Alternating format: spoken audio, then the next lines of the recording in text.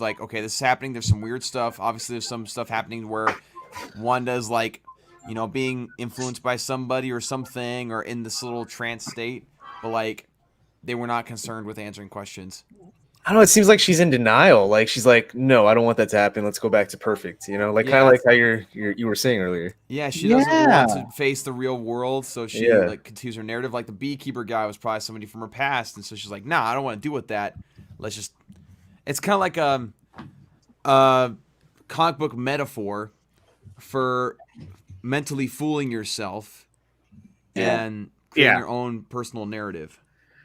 People in the chat are saying that they think it's Doctor Strange who was calling out to her. I don't know if that was Doctor Strange.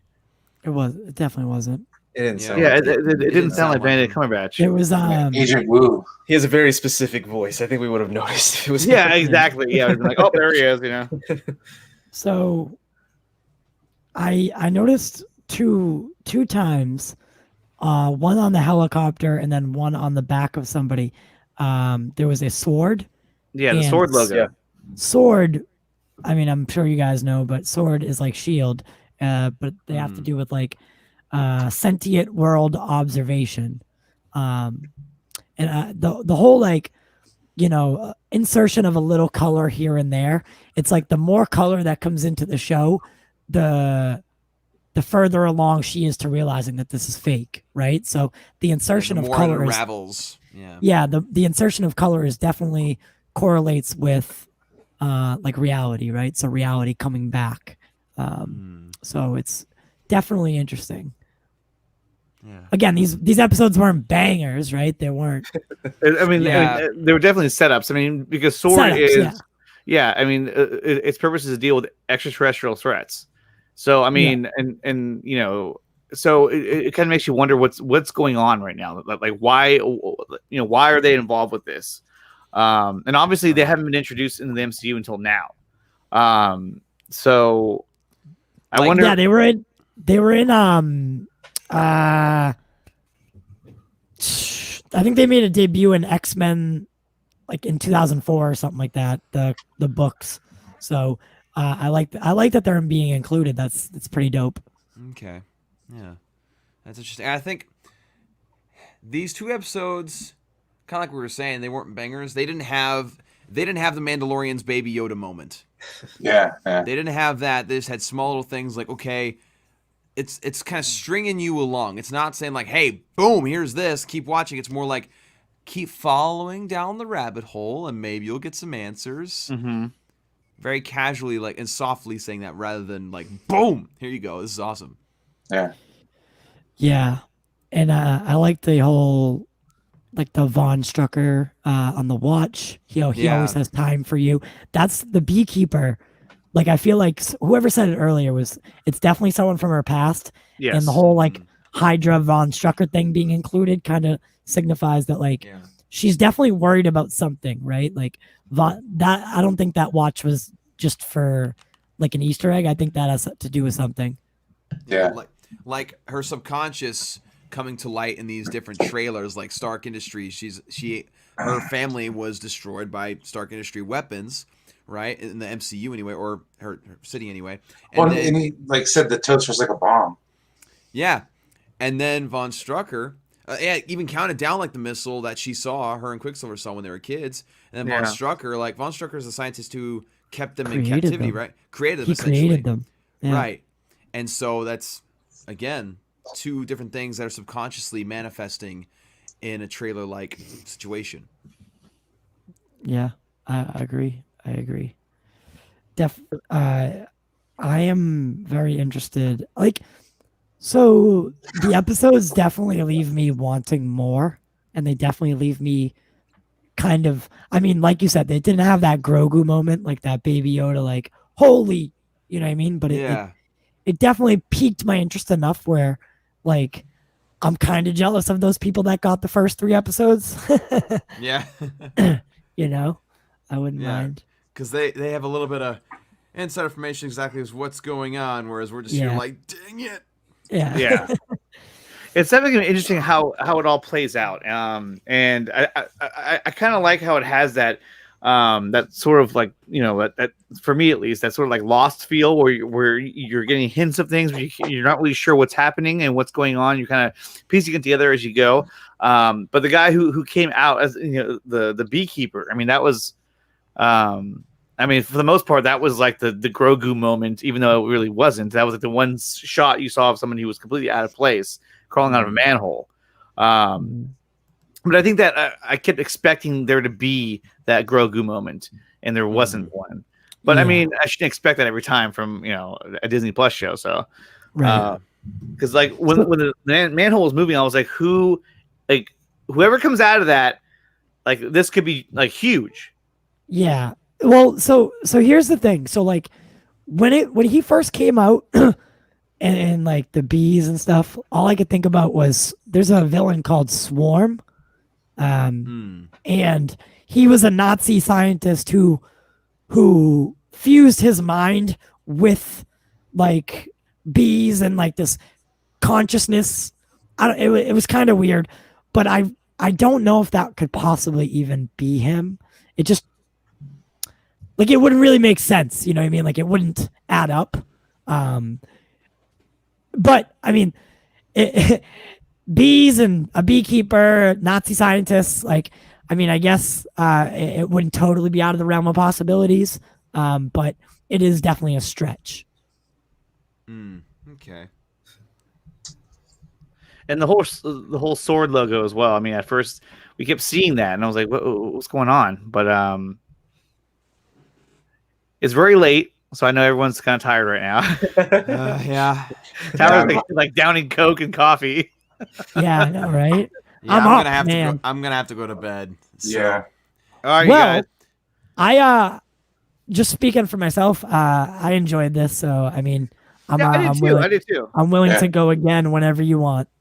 Yeah, well, I mean, we're gonna be here every week, so you're more than welcome. And it's Jackie's Law. It's 4 a.m. here. Yeah, I think that's what time it is over on the East Coast. But yes, it is. But now, see, doesn't it feel good to know that you're in that exclusive group who has already seen the premiere? Yeah. See what a cool would have been for the Mandalorian, man. It would have been amazing. Well, cool, you guys. Everyone, thank you so much for being here. We're going to do this again next week. I'll send out the links as well. And big shout out to Gavin Cooley. He was here earlier, who joined us for the watch party. And don't forget, next week, WandaVision watch party. We'll be right back. And guys, thank you for being here. I know it's late. Everyone's yawning. Everyone's ready to crawl out of bed. Tyler's like jacked up on caffeine right now. He's like, let's theorize. Let's theorize. It's like, all right, let's break it down scene by scene, boys. Shot by shot. Run it back. Let's watch it all again. And let's watch it again. Yeah, it's weird too because when we saw, like, let's say The Mandalorian, right? Yeah. There was so much to go off of for every episode, like so much to talk about, so much, and this one, there wasn't so much to talk about, and we just saw 2 episodes. But I mean, I know that they're slowly setting things up, but I think that, hearing the voice calling out to her, asking her, Wanda, who's doing this to you? Who's doing this to you? And then, the radio breaks. So there's definitely something happening on the outside. And also her interaction with people, it's so awkward at like times. Very awkward. Yeah, very like she doesn't It's know so how to weird. interact with people. And it's I find it like it's definitely a weird dynamic. It's like they both know that something's like, well, first off, Vision, you're supposed to be dead. Second off, like they both know that they have no idea how they got here. They don't have rings. She just automatically, like, she just weirdly gets pregnant. They don't know any dates. Like, it's like they know, but they don't know. So, like, that was really weird. All of a sudden, she was pregnant. Like, holy crap! Yeah, and she makes she That's said not how something. babies work. Yeah, no, definitely not. So, and she said something that like struck me as weird. Is she was like, "Oh, we came here to something." So she said, "We came here." Yeah, and I was like, "Well, that's interesting." Like, Yeah.